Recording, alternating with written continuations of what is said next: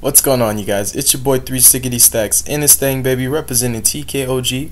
Today I'm coming at you guys with a totally different spin on Floowandereeze. This is one of my favorite decks. This is a deck that I've had so much fun theory crafting and just exploiting all of the best cards that you can access with this deck. It's kind of crazy the amount of stuff that we're not playing that could be good in the future. The stuff that I'm messing around with now is definitely cards that I've thought about, and it just wasn't the time, you know, at that moment. But this is definitely a format where a lot of the techs that I always wanted to play in this deck, I'm able to actually use them, and they benefit me in multiple ways. You guys know how I am. I enjoy my non-engine being able to function as engine. I love the dual-purpose, multi-purpose functionality of cards that can both hinder my opponent and benefit me, because at the end of the day, I'm pretty selfish as a player. I'd rather help myself than hurt my opponent. I feel like in the long run, your engine should matter more than proactive or reactive cards. You know, it's nothing wrong with building your deck to be able to win going second, but the focus first should be the engine. You know, your deck should be able to play. And if your engine's good enough, some decks actually don't really need like a lot of hand traps. Flu is actually one of those decks. That's something about it. It's like, even though you lost Barrier Statue, this is one of the better decks that you can play this format. It's not one of the best, like literally the best, but it's definitely better than a lot of other decks. Like, it's really strong against like every single control, trap, back row, mid-range deck. It absolutely just steamrolls those. It doesn't need to lock you out of special summoning. It can just out-resource you and constantly 1 to 2 or even 3 for 1 you, like over and over and over, and endlessly loop cards and just constantly apply pressure. And it's able to maneuver through a lot of different hand traps and interruptions with how it's teched out now. A lot of these cards function very similar, and I just really like it. Like, I love this deck so much. It's really cool. It's really fun. I'm testing more of like an FTK list, but I also wanted it to just be like insane going second. Like, I just wanted this deck to be just like, wow. Like, you're just going second and you're literally like, there's one card that's actually not here. Oh, excuse me, Stormforth. I haven't gave it enough of a chance to say it's not going to make the cut, but I definitely would say these cards just kind of stand alone. You know, you don't need necessarily to like be able to play for these cards to be good for you. With Stormforth, you kind of have to be able to play a little bit. You need a tribute in your hand. But I like these a little bit better. So the idea that I had with all these techs was like, basically I just wanted to be able to out the cash board. I wanted to be able to deal with like the Sword board, the branded board. Gimmick Puppet doesn't matter to this deck. There's like a lot of stuff that doesn't matter. And for cash, the only thing that truly does matter is actually just a Rise Heart if he's able to mess around with your Banish Zone chain blocking and taking your resources from you. But even that in itself is really not that bad. The deck's just able to deal with everything that you can throw at it. It's able to play through a multitude of hand traps, and it has crazy recovery, and it's just really powerful going second if your engine's able to resolve. And so that's why like I put cards in that benefit the engine, in the sense that going second, I can still play through the cards that actually matter, and I can also blanket cards like a Rise Heart in Shangri-La. And if I'm playing against Lab, you know, I'm dodging all their targeting traps, so none of my guys are leaving the field by their card effects, so they're not like triggering and getting more advantage off of their stuff.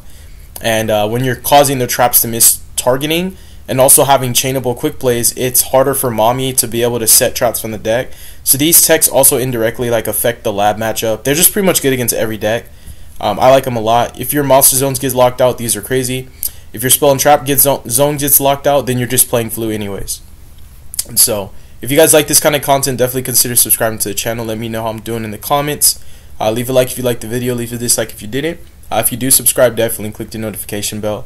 I make content as a passion. I enjoy it a lot. I appreciate all my viewers, and honestly, I would just like to know like what you guys want to see next. I've been doing me on a lot of these uploads lately, but I don't mind making some videos for some especially for some loyal subs. But let's get into it.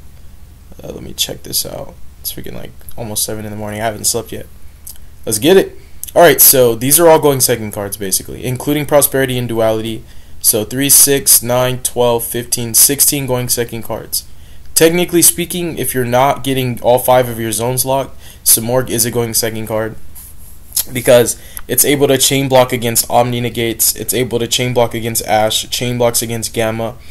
It's able to also keep your zones filled because it's like a triggering effect in hand. So as chains resolve before Shangri-La can like lock the rest of your zones, you're putting a body in an unoccupied zone so it can be locked, so that zone can be later used for a body to be put when it's tribute summoned there.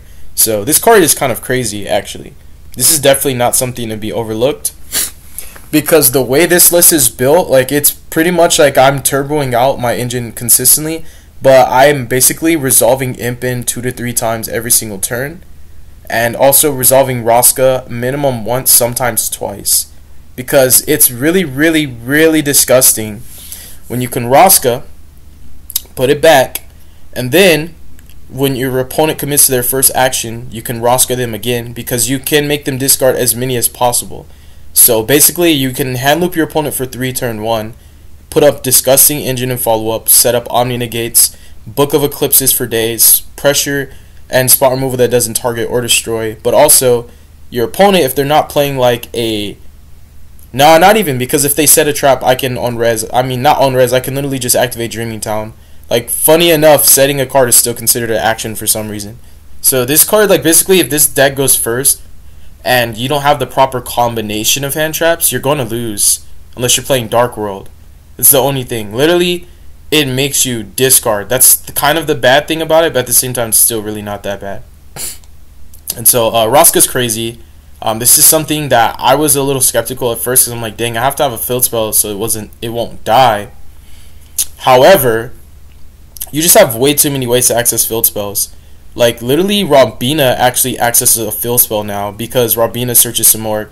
That's the other piece of synergy that allows these engines to meld well, is like Robina can't access the map without going full combo, like through Eaglin, and then you're basically already playing Yu-Gi-Oh, right?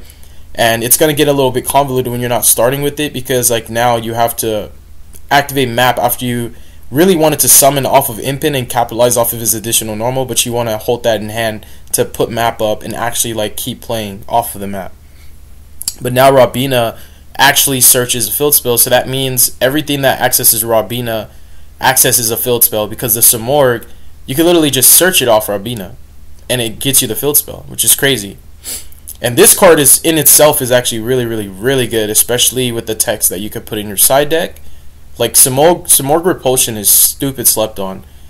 This card, if you're going first against Lab, for example, even if you don't do anything crazy, like if you don't FTK them with Dark Samorg, right? Like, you don't, like, Dark Samorg set up Apex Avion or something wild like that. And you can infinitely loop that. Like, as long as it doesn't get banished, you can actually infinitely loop anything you do with this deck because of Ryza.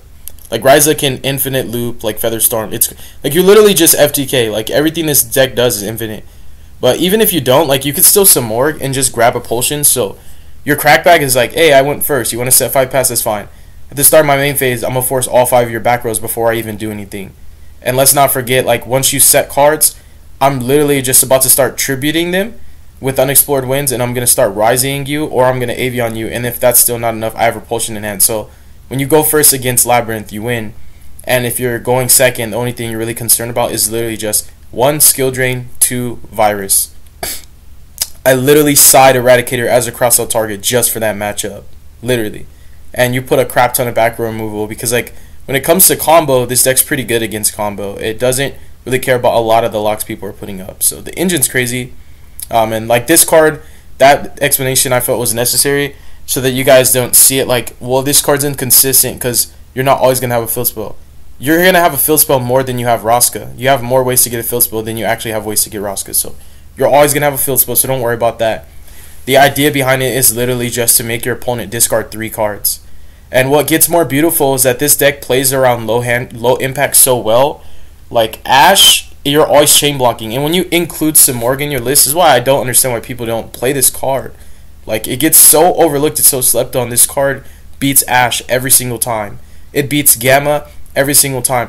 Literally the only cards that even work are cards that these cards beat, like Book of Moon and Eclipse more specifically, and also Advent. If I'm going second, I have 12 cards that stop targeting effect negation or targeting spot removal. And on top of that, I can chain block Ash with cards like Map, I can chain block Ash with cards like Samorg. It's just ridiculous, you guys. Like, this deck is crazy. Like, it's actually gas. It plays through a lot. And so if you get hand trapped at least once, your opponent got hand looped for 4 basically. And so they're playing with 2 cards up against minimum, an Omni Negate and a Book of Eclipse and a +4 on your next turn. And you're playing every single main phase. Every phase is your main phase, so it's crazy. This deck's actually really, really good. Flu's not a bad deck. The Bear Statue wasn't carrying it. The Bear Statue just it was almost like a crutch, so people didn't play Flu, you know. They were just basically like, hey, I'm gonna Bear Statue you going first, and if I'm going second, I just hope to God I draw evenly Dark Ruler so I can Bear Statue you again. But now you're actually playing the deck, and this is where you get to see potential with other cards. So Eclipse, Book, and Econ all are going second cards. They all have different qualities. This is the worst one in my opinion, simply because it's one that can be stopped by Ash. However, it's also an out to Dragoon that forces Dragoon, because if you force Dragoon, you can beat Dragoon anyways. You can just tribute summon over him, literally. Or you can just Impin and just kill Dragoon. Impin is pretty freaking huge. Like, and let's not forget the secret technique where people forget, like, oh, we don't know we're playing against Flu, so they're all their crazy negates and their Mirror Jades and stuff for an attack. So when you chain block a Flu play, because it's chain blocking, right? If your opponent has something, they have to do it. They preemptively have to shotgun it. And if they're not having hindsight or 20/20 vision, on the resolution of that chain link, Impin's going to be summoned on res, meaning now all your stuff can't activate. You can't even pay cost with it. So your Dragoon, your Mirror Jade, all that stuff is done. Like, it's going to die. So don't forget about that, bro. Like, it's crazy. Like, this deck actually makes people play differently too, because the respect for the Emperor Penguin, you have to. So you have to summon all of your guys in defense, which makes it a lot easier to play around these cards. So Eclipse, in my opinion, just for that aspect, it could be a little bit worse, but also you got to look at it at the other end of the spectrum. It's like, okay, it baits Ash. Now at least I know my engine's not going to get ashed. Book of Moon is like one of my favorite. Its applications are ridiculous. All you need is 1 book for the Arise Heart if they don't have all your zones locked by Shang. If they have all your zones locked, you're going to book Shang. You're still going to be able to play. Econ gets really disgusting because people do actually try and banish your birds with the Rise Heart so that you have not enough tribute fodder to actually summon your guy. But it's just like, joke's on you. I'm just going to make you miss target, and I'm going to take your Shangri-La, and I'm literally just going to tribute it off as my second tribute since you want to be like that. And this card outs cards like Baguska as well. It's really good. It has a lot of really, really niche applications that makes it, it's more universal, and it's more, I would say, yeah, I would definitely say it's more functional and multi-purpose than any hand traps. Like, all of these are.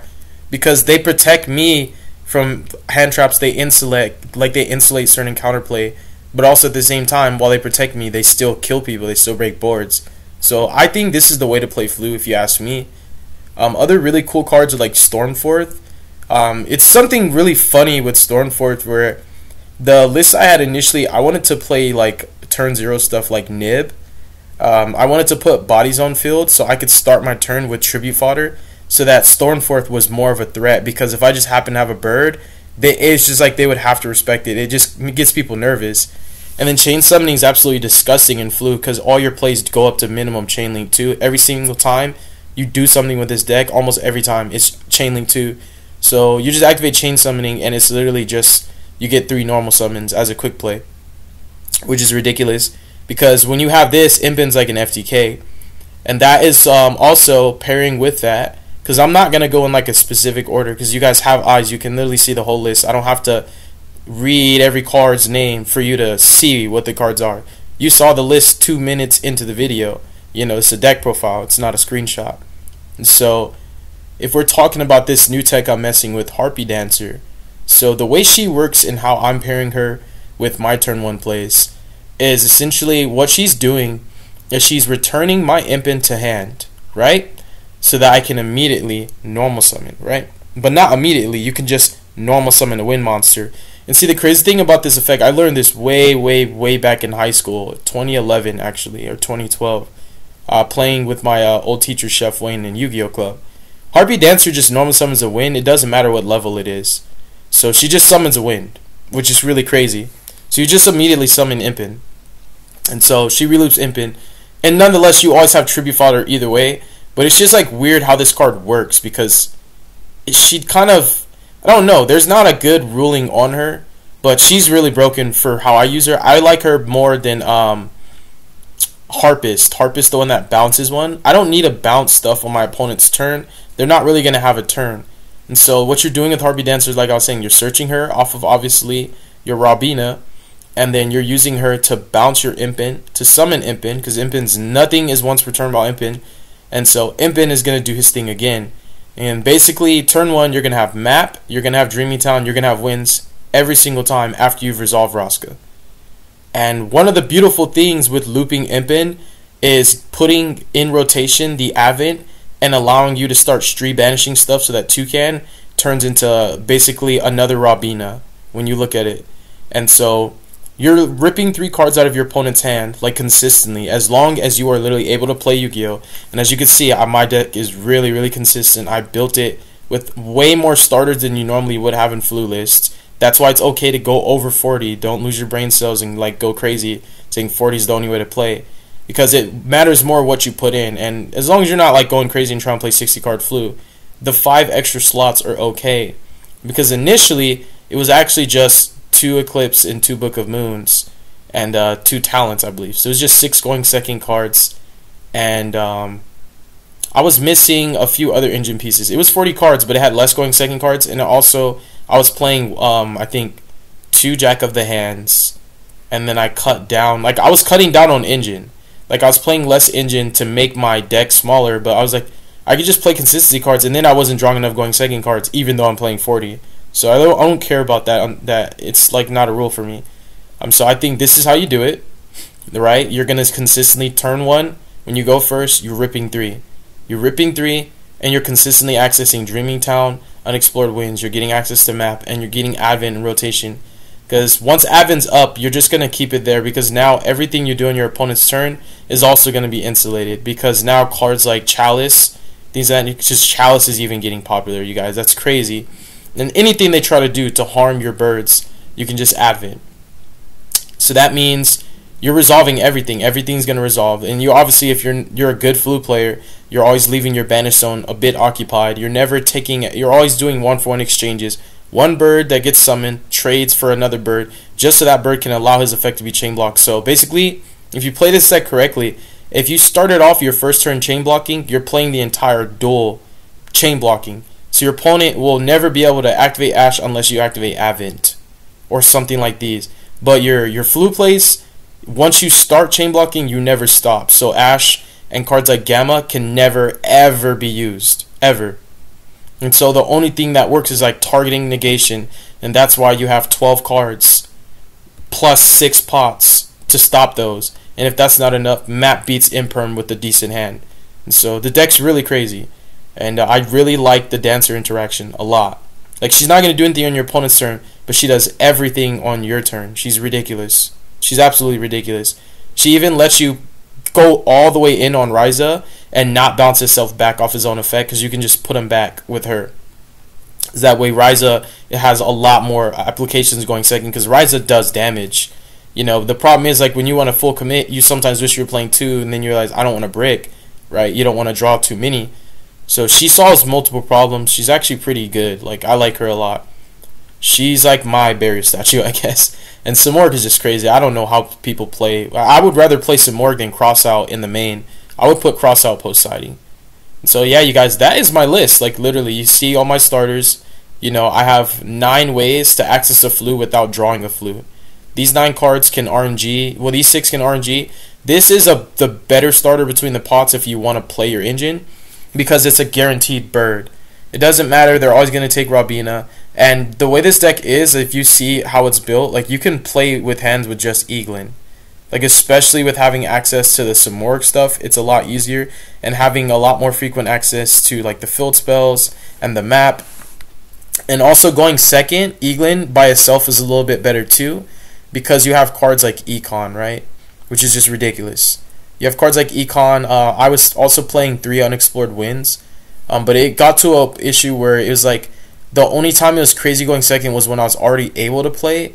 Like, the way I was using it before was like I was literally playing stuff like Nib, and I already had bodies on field basically. Like, I was playing a weird list, And it made it to where Eaglin could do something by itself, so that, because I knew Jack in the Hand would always give me Eaglin, because they would never give me Robina. Unless they were like, oh, I'm just going to hold my Imperm for Eaglin. Then they would give you Robina, but then your Robina gets something else. But it's like I was building it even to like my hands where I only see Eaglin, or I only have Eaglin access because they cut me off Robina for whatever reason. But you don't even need to worry about all of that. Like, and that's where it benefits you even more. So that's another reason why I thought about Stormforth. Cards like Talents become even better. Like, I was playing Talents Thrust, and I was playing with the Thrust. I was main decking 1 Featherstorm. So if I got low impacted turn 1, I would rip 3. And then I would just Featherstorm them. And then I would just start using Ryza to put the Featherstorm from my grave on the top of my deck and draw it every turn. So they would get Harpy Featherstorm for the rest of the infinity and beyond, bro. Like, this deck goes infinite on everything it does. So if I have one, like even this, like everything you resolve. So basically, like when you're playing Flu, there's FTKs, you know, there's a lot of proactive aspects of this deck. Like, there's a lot of preventing certain interactions from even occurring. Reactively, it's pretty busted too. But the proactive stuff is what makes it cancer. And the problem is, like, you can't just out it and just think you're okay. If you out it and Flu is still in the game, like you didn't kill them, they're just going to re-loop it every time because of cards like Ryza. And not just that, but like everything with Flu in his name is infinitely recurable. But just the fact that I could put like a Harpy's Featherstorm on board or a Shifter and just infinitely loop the Shifter or the Featherstorm, that it's like, it goes again to like what I said about Ash Blossom, right? If I start my turn off chain blocking, I'm chain blocking for the rest of the duel. If I Featherstorm you once, you're getting Featherstormed forever. You basically got your entire game 2 skipped, not turn 1 skip. Like, if I resolve this, you're not playing, right? So I'm playing. Now I'm going to stack this on the top of my deck on your turn, and I'm going to draw it for turn. And now, because I already have follow-up through my Banish Zone and me constantly being smart and leaving my Banish Zone with at least 1 bird so I never lose to Ash, and I always have follow-up, you're getting Featherstormed every single turn, bro. Like, I don't have to hand loop you, but the Raska is also really, really, really strong coverage, because without the barrier statue, like, Featherstorm is like another way that you can crutch up or whatnot, but without the barrier statue, your boards are way easier to break. With the barrier statue being up, it prevented a lot. Like, your opponent being able to actually special summon makes a big deal. So it's a lot easier for them to clean up your board. Impin is still pretty oppressive, but I don't really use him like the floodgate that he is.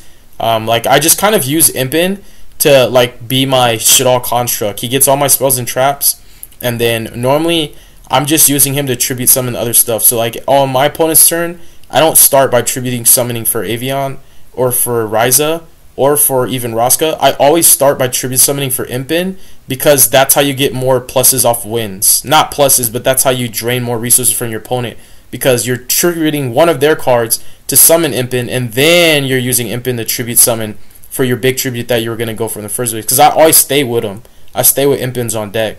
So I always have an Impin in hand the way I set up my deck, or in Banish Zone to get him back. So that way my Eaglin gets a bird, and instead of dropping that bird immediately, I Impin so I can just start tributing their field away. So like when you go first against Lab, and you don't have to draw any non-engine, you don't even have to Dark Simorgh them. You can just literally tribute minimum 2 of their traps on their turn, and Ryza minimum at least 1. So set 5 turn to set 2, and then you can put up Avian if you're just really that scared. But that's pretty much it. There's some text in the side deck. You know, Dark Simorgh's crazy. It's searchable. Scary Sea is absolutely disgusting, you guys. Scary Sea is searchable. It's kind of stronger than Featherstorm sometimes. Sometimes. It's a little bit stronger. Like, cash monsters don't actually activate. They're inherent summons. So, like, your opponent can still just be like, I'm going to special, and I'm going to activate Birth, and then I'm going to, I'm going to normal without tributing. That's like a thing, and they can have stuff on your turn. Scary Sea is just ridiculous, though. And then we've got some more card I was telling you about. Droll, Lancia, Shifter, Nib. Nib was just something that I was just going to show to you guys as an idea. It's part of another list that I had where I was playing like a bunch of turn 0 stuff, and I was just starting my turns with like, I was playing 3 Impin. I was just thinking dynamically if I start with Impin, like by tributing my opponent's cards off, because I was playing like 3 Unexplored Winds, I was playing Stormforce. I was basically just like putting at least 1 tribute bother on field and starting my turn by just tributing my opponent's cards before I even played.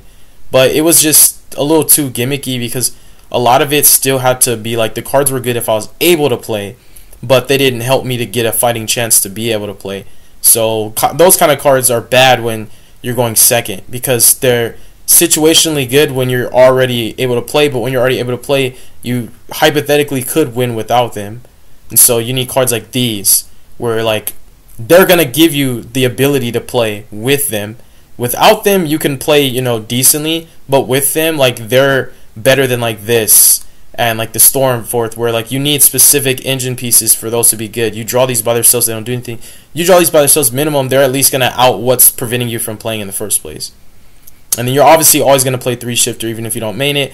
Lancea and Droll are literally cross out targets, and also indirectly Droll gets stopped by shifter. That's why like post game 2 and 3, just play safe. You always put shifters in just in case people try to Droll you, because this is one of the decks that Drolls are really good against. You always want to play Duster, you know, it's Storm, come on. This is a decent cross out target. You can consider it, and don't forget about those other techs I was telling you. The extra deck doesn't really matter. It's not like we're getting Zombie Roadlock. That hasn't been a thing in a while, so most of the time we don't go into the extra deck. But with the consistent map access, we have Zeus lines for days. Sometimes if I can, I just Starling for a Zeus line, so I know that I can minimum be able to play on my opponent's turn. If you have map access, it's ridiculous. And so thank you guys so much for watching. God bless you. Make good choices. Don't let your brain cells. Stay tuned for future content. Let me know what you think in the comment section below. You can easily replace Roscoe with Snarl, and you can start your turn with, you know, multiple Book of Eclipses. But when you think of it, like, Snarl is not good against every deck. There are decks that can play with their monsters face down, and then there are decks that just don't care because they're like trap decks. Like Trap Tricks care a little bit, but not to a degree. And Labyrinth definitely doesn't care about a Book of Eclipse off Snarl, nor do they care about a Book of Eclipse off Dreaming Town. So I think universally, Roscoe is good against everything that's not Dark World. But Dark World kind of isn't real right now. Nobody's really playing it successfully, even though I love the deck. So again, appreciate y'all. Deuces is wild. I'm gonna be going into another, like a whole another theory craft for another build, because I have duels coming too. I actually dueled. I spent all day Saturday, which was yesterday, and I still haven't slept, dueling with Shaddolls, dueling with Plunder, dueling with all these decks, testing lists, and then went back and perfected the list and uploaded, well, not uploaded, but recorded new videos. So I got a lot of content locked and loaded. I'm just releasing it little by little. Peace.